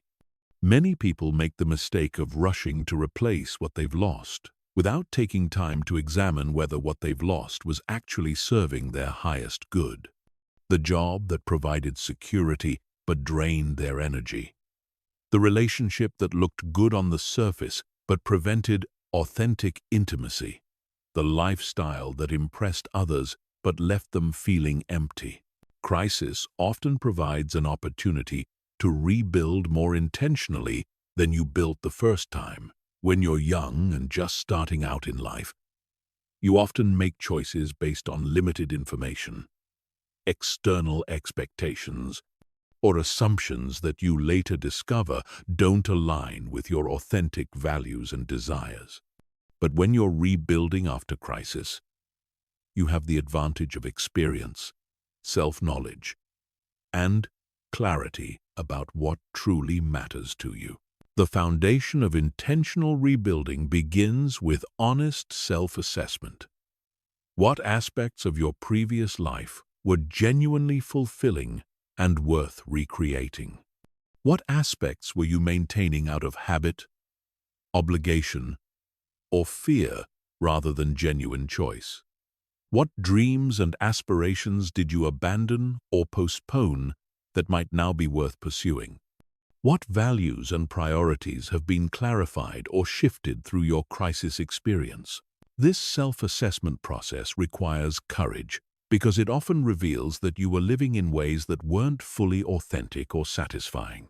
It's tempting to blame your previous choices on external circumstances or other people's expectations. But taking full responsibility for your choices, both past and future, is essential for creating a life that truly reflects who you are and what you want. The rebuilding process also requires developing what could be called strategic patience. This means working diligently toward your goals while accepting that meaningful reconstruction takes time. Just as physical healing cannot be rushed without risking re-injury, psychological and life rebuilding cannot be forced without risking creating new problems or repeating old patterns. Strategic patience involves breaking down large rebuilding goals into smaller, manageable steps that you can work on consistently over time. Instead of trying to solve all your problems at once or recreate your entire life immediately, you focus on making steady progress in key areas while allowing your overall vision to evolve as you learn and grow. Financial rebuilding often requires particular attention during this phase, especially if your crisis involved job loss, business failure, divorce, or other financially disruptive events. The temptation is often to focus exclusively on replacing lost income as quickly as possible, but this narrow focus can lead to making choices that solve short-term financial pressure while creating long-term dissatisfaction. A more strategic approach to financial rebuilding involves balancing immediate survival needs with longer-term goals for creating work that is both financially sustainable and personally meaningful. This might mean taking a temporary job to meet basic expenses while simultaneously developing skills or pursuing opportunities that align more closely with your authentic interests and values. Relationship rebuilding is another crucial aspect of this phase. Crisis often reveals which relationships are truly supportive and which relationships are based on superficial factors like convenience, habit, or mutual dependency, rather than genuine care and compatibility. Some relationships may have been damaged during your crisis, either because of stress and difficult behavior, or because others couldn't understand or support what you were going through. Rebuilding relationships requires both forgiveness and discernment. Forgiveness for others who disappointed you during your difficult time, and also forgiveness for yourself if you weren't at your best in some of your interactions. But forgiveness doesn't mean automatically returning all relationships to their previous status. Some relationships may need new boundaries. Some may need to be rebuilt on different foundations. Some may need to be released entirely to make space for healthier connections. The rebuilding phase is also an opportunity to develop new relationships with people who understand and appreciate who you're becoming rather than who you used to be. This might mean joining groups or communities related to your new interests or values, seeking mentors who have navigated similar transitions, or simply being more intentional about the kind of people you want to spend time with. Physical and health rebuilding often requires attention as well. Crisis and stress take tolls on physical health, and the rebuilding phase is an ideal time to establish healthier habits and practices. This doesn't require dramatic lifestyle changes or expensive interventions. Often, simple consistencies around sleep, nutrition, exercise, and stress management create foundations for improved energy, mood, and resilience. The emotional and psychological aspects of rebuilding involve integrating the lessons and growth that have emerged from your crisis experience. This means allowing the wisdom you've gained to influence your future choices rather than simply trying to return to your previous way of operating. You're not the same person who entered the crisis, and your rebuilt life should reflect the growth and changes that have occurred. This integration process often involves developing new personal practices and routines that support your ongoing well-being and growth. Maybe it's regular time for reflection or meditation. Maybe it's creative pursuits that were neglected in your previous life. Maybe it's commitments to learning, service, or adventure that honor the expanded sense of what's possible that often emerges from surviving crisis. Remember that rebuilding is not about creating a perfect life that will never face challenges again. It's about creating a life that is more aligned with your authentic self, more resilient in the face of future difficulties, and more satisfying in terms of meaning and fulfillment. The life you rebuild after crisis often becomes more beautiful and fulfilling than the life that was disrupted. Not because crisis is good, but because the rebuilding process allows you to apply wisdom and intention that wasn't available the first time around. Chapter 14. Wisdom gained through fire. There are certain kinds of wisdom that can only be gained through direct experience with difficulty, uncertainty, and loss. This wisdom is different from intellectual understanding or second-hand knowledge because it's been forged in the fire of actual challenge. It's wisdom that changes not just what you know, but who you are at the deepest level. This is the hidden gift that emerges from learning to stay calm when life falls apart. You become someone who possesses hard-won wisdom about the nature of life, resilience, and human strength. One of the first pieces of wisdom that emerges from navigating crisis successfully is a deep understanding of your own resilience. Before facing significant challenges, most people have only theoretical knowledge of their own capacity to handle difficulty. They might believe they're strong or weak, but they don't really know until they're tested.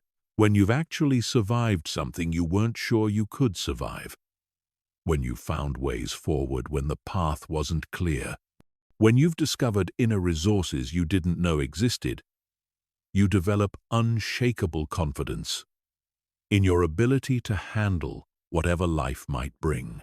This confidence is not arrogance or invulnerability. It's a quiet knowing that you've been tested and found to be more capable than you previously believed. It's the understanding that while you cannot prevent all future difficulties, you have what it takes to meet them with wisdom and courage. This inner knowing changes how you approach all of life's challenges, both large and small, because you're no longer operating from fear of your own inadequacy. Another profound wisdom that emerges from crisis is a clearer understanding of what actually matters in life versus what you thought mattered before you were tested. Many people spend years pursuing goals, accumulating possessions, seeking recognition, or maintaining relationships that provide little real satisfaction or meaning. But crisis has a way of stripping away everything that isn't essential, revealing what truly deserves your time, energy, and attention. This clarity about priorities is not just intellectual, it's felt in your bones. When you face the possibility of losing everything, you understand viscerally the difference between what's truly important and what's merely important to your ego or your image. This understanding guides your future choices in ways that tend to create more authentic satisfaction and fulfillment. The wisdom gained through crisis also includes a deeper understanding of the temporary nature of all circumstances, both positive and negative. When you've lived through the experience of having your entire world turned upside down, you understand that no external situation is permanent. This understanding brings both humility during good times and hope during difficult times. You can enjoy success and prosperity without clinging to them desperately, because you know they will change. You can endure hardship and loss without despair, because you know they are not permanent states. This perspective on impermanence leads to what many wisdom traditions call equanimity, the ability to remain balanced and centered, regardless of whether circumstances are favorable or challenging. This doesn't mean becoming indifferent or emotionally flat. It means maintaining your inner equilibrium while fully experiencing whatever life brings, knowing that all conditions are temporary and that your essential self exists beyond any particular set of circumstances. Crisis also teaches profound lessons about the nature of control and acceptance. Before facing significant challenges, most people live with the illusion that they have much more control over their circumstances than they actually do. Crisis reveals the limits of personal control in ways that can initially be terrifying but ultimately become liberating. When you truly understand what you can and cannot control, you stop wasting energy on futile attempts to control the uncontrollable and focus your efforts where they can actually make a difference. This wisdom about control leads to a more skillful relationship with effort and outcome. You learn to give your best effort to improving your situation while holding the results lightly. You can work diligently toward your goals without being emotionally devastated if things don't unfold exactly as you hoped. This balance between caring deeply and detaching from outcomes allows you to navigate life with both passion and peace. The experience of receiving help during crisis often provides wisdom about interdependence and community that transforms how you relate to others. Many people pride themselves on independence and self-reliance, but crisis reveals that these qualities, while valuable, are incomplete. Everyone needs help sometimes. Everyone benefits from community and support. Recognizing and accepting this reality doesn't make you weak. It makes you human. This understanding often leads to greater generosity and compassion toward others who are struggling. When you've been in need yourself, when you've experienced the vulnerability of not having everything under control, you naturally become more understanding of others' difficulties and more willing to offer support when you're able. The empathy gained through personal struggle becomes a gift you can offer to others facing similar challenges. Crisis wisdom also includes a deeper appreciation for simple pleasures and everyday experiences that might have been taken for granted before. When you face the possibility of losing what matters most to you, ordinary moments become extraordinary. The taste of food when you're truly hungry, the feeling of safety when you've experienced real danger, the comfort of a friend's presence when you felt alone, the simple fact of being alive when you've confronted mortality. This enhanced appreciation for ordinary life is not sentimentality or forced gratitude. It's a natural result of understanding how precious and fragile the basic conditions of well-being actually are. This appreciation becomes a reliable source of joy and contentment that doesn't depend on extraordinary circumstances or achievements. Perhaps the deepest wisdom that emerges from crisis is an understanding of your own fundamental okayness, regardless of external circumstances. When you've been stripped of many of the external factors you thought defined your worth and identity, when you've faced your own limitations and failures directly, when you've survived the experience of everything falling apart, you often discover that your essential self remains intact and valuable despite all losses and changes. This recognition of your intrinsic worth, independent of achievements, possessions, relationships, or circumstances, provides a foundation of self-respect and inner peace that cannot be shaken by future challenges. You no longer need to prove your value through external accomplishments or protect your worth by avoiding difficulty. You know that you are fundamentally okay. And this knowing becomes an unshakable source of confidence and calm. The wisdom gained through crisis also includes practical knowledge about how to navigate difficulty more skillfully in the future. You've learned which coping strategies actually help and which ones create additional problems. You've discovered which relationships provide genuine support and which ones become additional sources of stress during challenging times. You've identified your early warning signs of emotional overwhelm and developed techniques for addressing stress before it becomes unmanageable. This practical wisdom makes you more resilient, not because you won't face future challenges, but because you'll face them with better tools, clearer perspectives, and greater confidence in your ability to find ways forward. Each crisis you navigate successfully adds to your arsenal of practical knowledge and emotional skills, making you increasingly capable of helping not only yourself, but others who face similar difficulties. Chapter 15.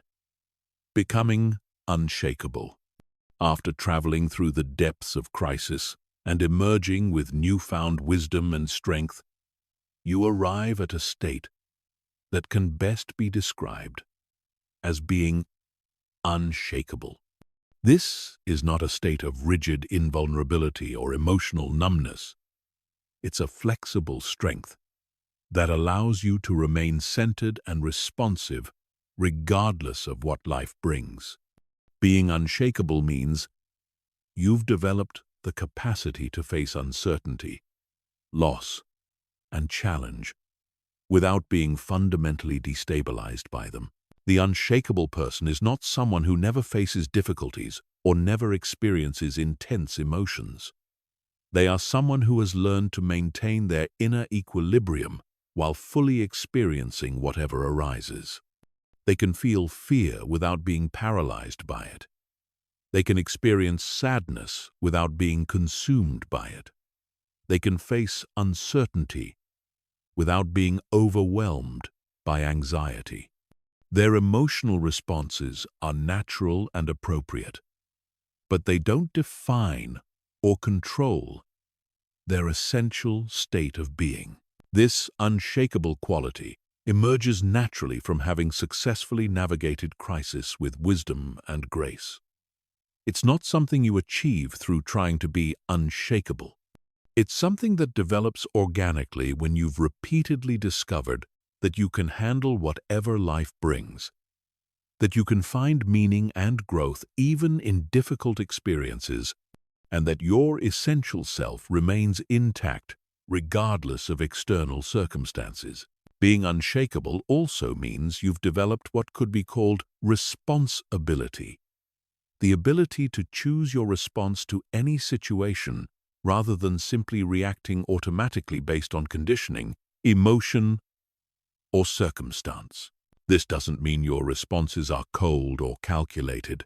It means they arise from a centered place of wisdom rather than a reactive place of fear or defensiveness. This responsibility is perhaps the greatest freedom available to human beings. External circumstances will always be largely outside your control. Other people will make their own choices according to their own understanding and capacity. Events will unfold according to complex factors that you cannot predict or influence. But your response to all of these factors remains within your domain of choice. And the quality of your life is largely determined by the quality of your responses. The unshakable person has learned to locate their security internally rather than externally. Their sense of well-being and stability comes from their relationship with themselves, their values, their inner resources, and their connection to whatever they consider sacred or meaningful, rather than from their external circumstances being exactly as they prefer them to be. This internal security doesn't develop through positive thinking or denial of life's genuine challenges. It develops through repeatedly discovering that you can maintain your essential well-being even when external conditions are difficult, uncertain, or unfavorable.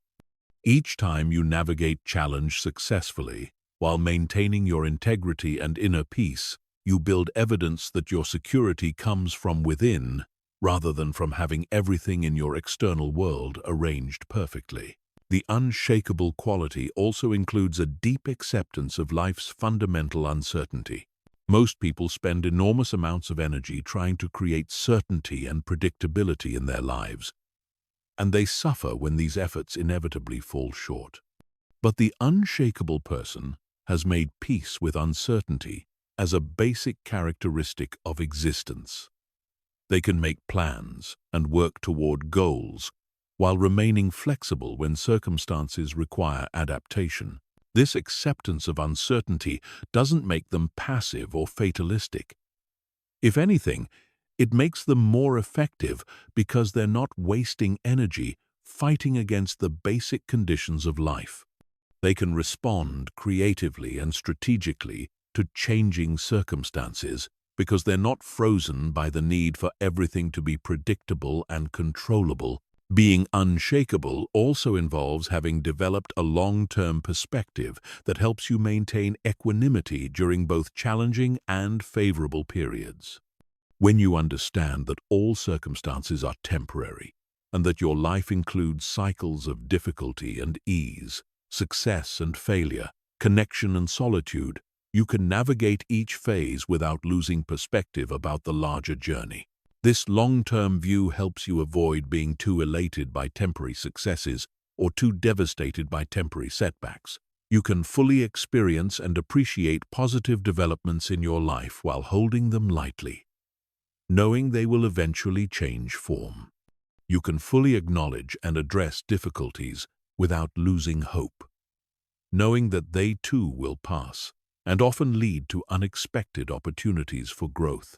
The unshakable person has also developed what might be called emotional sovereignty. This means their emotional state is not completely dependent on external validation, other people's behavior, or circumstances being exactly as they prefer. They can maintain their inner peace and well-being even when others are upset with them, even when they're facing criticism or rejection, even when their environment is chaotic or stressful. This emotional sovereignty doesn't mean becoming isolated or uncaring about others' feelings. It means not making your own emotional stability completely dependent on managing other people's emotions or reactions. You can care deeply about others while maintaining your own center. You can be empathetic and responsive to others' needs, while not losing yourself in their problems or making their problems your identity. The development of unshakable presence also includes having learned to trust your own inner guidance and wisdom. Through navigating crisis successfully, you've discovered that you have access to insights, intuition, and wisdom that can guide you through uncertainty even when you don't have all the information you might prefer to have. This trust in your inner guidance allows you to move forward confidently, even when the path isn't completely clear. This trust doesn't mean believing you'll never make mistakes or that your first instinct is always correct. It means having confidence in your ability to learn from experience, to course correct when necessary, and to find your way through complexity and uncertainty by paying attention to your deepest knowing about what feels right and true for you. Perhaps most importantly, being unshakable includes having developed genuine compassion for yourself and others. This compassion arises naturally from understanding that everyone is doing their best with their current level of consciousness and capacity, that everyone faces challenges and struggles, and that everyone deserves kindness and understanding, especially during difficult times. This compassion makes you unshakable not through hardness or detachment, but through an open-hearted strength that can remain present with suffering without being destroyed by it. You can witness others' pain without taking it on as your own. You can offer support and assistance without losing your own balance. You can acknowledge your own mistakes and limitations without harsh self-judgment. The unshakable presence you develop through learning to stay calm when life falls apart becomes a gift not only to yourself, but to everyone around you. In a world where many people are reactive, anxious, and driven by external circumstances, your centered presence provides a stabilizing influence that helps others access their own calm and wisdom. You become a reminder that it's possible to face life's challenges with grace, dignity, and inner peace. This is the ultimate reward for learning to navigate crisis with wisdom and courage. You don't just survive difficult times, you become someone who can help others survive them as well. You don't just develop personal resilience, you become a source of strength and stability for your community. You discover that the very experiences that once threatened to destroy you have instead forged you into someone capable of extraordinary calm, wisdom, and strength. The journey from being overwhelmed by crisis to becoming unshakable is one of the most profound transformations available to human beings. It's a journey that no one chooses voluntarily, but one that offers gifts that cannot be obtained any other way. When life falls apart and you learn to remain calm in the center of the storm, you discover not just how to survive difficulty, but how to transform difficulty into wisdom, strength, and unshakable peace.